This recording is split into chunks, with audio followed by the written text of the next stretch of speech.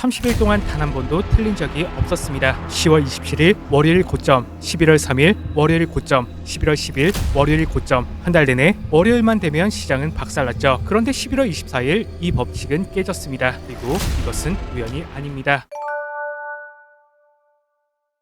안녕하십니까, 차티스트입니다. 먼저 재밌는 걸 하나 말씀드릴게요. 제 영상에 악플 다시는 분들 프로필 들어가 보면 구독은 대부분 눌러져 있습니다. 좋든 싫든 결국 들을 가치가 있다는 걸 스스로 인정하고 있는 것이죠. 악플은 다셔도 괜찮습니다. 다만 저는 여러분들이 불필요한 손실만큼은 피하도록 돕고 싶은 사람입니다. 그래서 이번 영상도 48시간 동안 꼬박 분석하고 왔죠. 자, 이제는 말이 아니라 결과로 말씀드리겠습니다. 지난 영상 기억하시나요? 당시 비트코인은 86,800달러, 시장 전체가 더 빠진다는 분위기였죠. 그 상황에서 저는 항복 매도, 즉시 흡수라는 관점으로 반등 관점을 명확하게 말씀드렸습니다. 영상을 잠시 보면 사람들이 공포에 휩싸여 던지는 바로 그 순간 어딘가에서 괜찮아, 그 물량 전부 받아줄게 라는 움직임이 나왔다는 것이죠. 이걸 기술적으로 항복 매도, 즉시 흡수 패턴이라고 부릅니다. 결과는 어땠나요? 86.8K에서 93K까지 3일 만에 약 7% 6,000달러 상승. 예상대로 반등했고 목표 저항대인 93K 도달 시점에는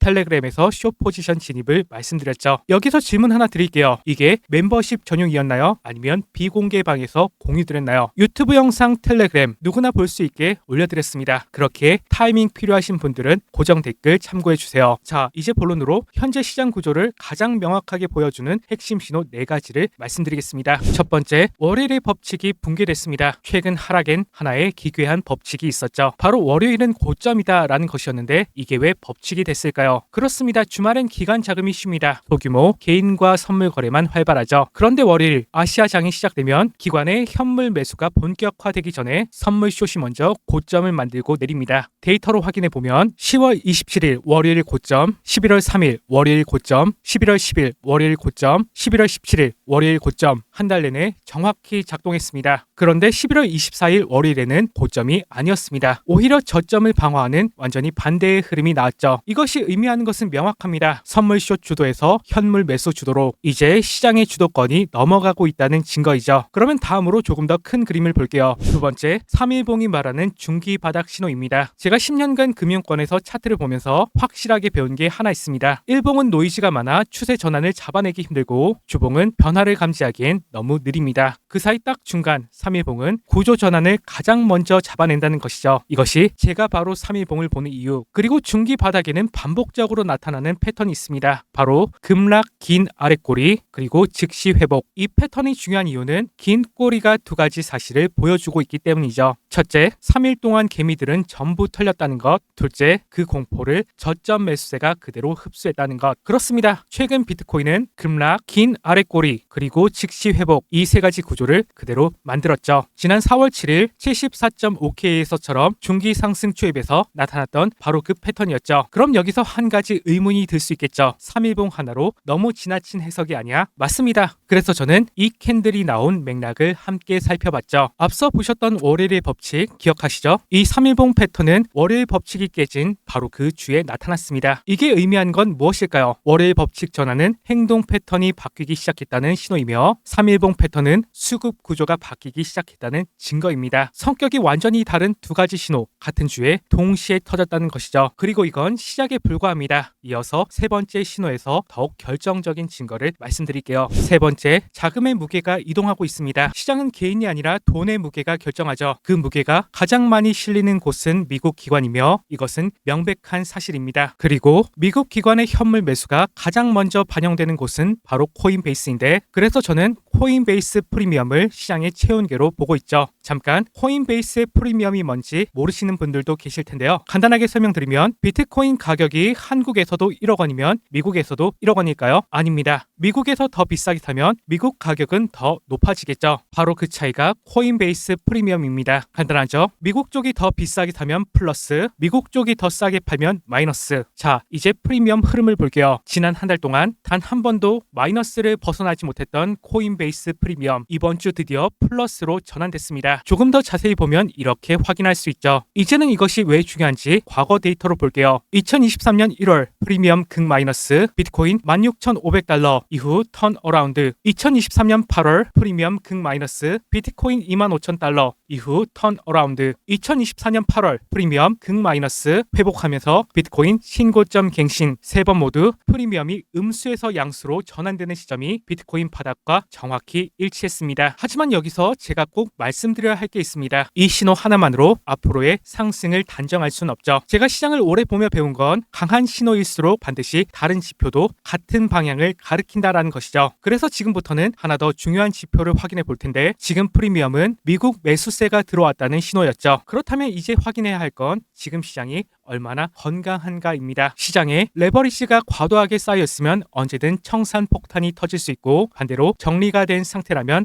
건강하게 상승할 여력이 생기죠. 여기서 이 답을 주는 지표가 있습니다. 바로 미결제 약정. 이게 왜 중요한지 다음에서 보여드리겠습니다. 네 번째, 레버리지 잔해 위에 쌓이는 실매수입니다. 미결제 약정은 오픈 인터레스트라고 부르는데, 익숙치 않으신 분들을 위해 쉽게 풀어드릴게요. 이것은 시장에 쌓여있는 레버리지의 총량입니다. 쉽게 말하면 지금 시장을 움직이는 돈이 진짜 돈이냐 빌린 돈이냐, 그걸 보여주는 지표이죠. 여기에서 중요한 개념이 있습니다. 시장의 상승에는 두 가지 형태가 있는데, 첫 번째, 레버리지 기반으로 상승하는 것이죠. 겉보기에는 건강해 보이나요? 하지만 이것은 폭탄, 연쇄 청산 한 방이면 순식간에 무너지죠. 보시다시피 지난 비트코인의 고점일 때 그랬고요. 두 번째로는 현물 기반으로 상승하는 것인데, 이때 중요한 것은 미결제 약정, 즉 OI가 감소하면서 상승하는 것으로 레버리지라는 거품이 빠지면서 그 위에 실제 매수가 쌓이는 것이죠. 이런 상승은 바닥이 단단하고 길게 갑니다. 과거 데이터는 이를 보여줬죠. 레버리지가 빠지고 현물 기반 상승이 나올 때 그것이 진짜 바닥이었습니다. 지금도 보시면 미결제 약정이 현저하게 줄어들고 있죠. 레버리지라는 투기 세력이 물러가고 그 빈자리를 현물 매수세가 채워주고 있습니다. 이런 구간은 단순히 반등이 나온다가 아닙니다. 반등이 지속될 수 있는